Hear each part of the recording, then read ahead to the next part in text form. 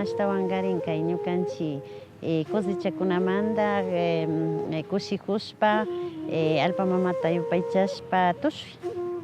Mayo tukurishkakunapi ña junio kallarishpaka ña inti killapi makanchik. Inti killaka junio, julio, agosto chay tukuy killakunami inti raymi kan.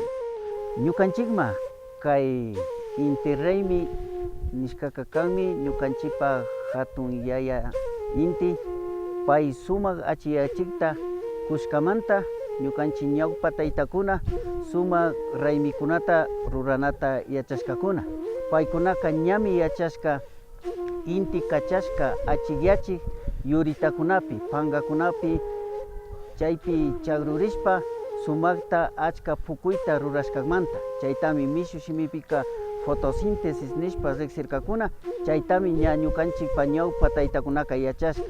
Entonces inti raymi kan shuk yupaychana ñukunchik ashpata ñukunchik tayta intita ñukunchik tamiata chay kan ñukunchikpak como armonía ninchik cosmovisión ninchik inti raymi ashtawan kari shuk hatun raymi hatun punlla ñukunchik murukunata cosechangapa.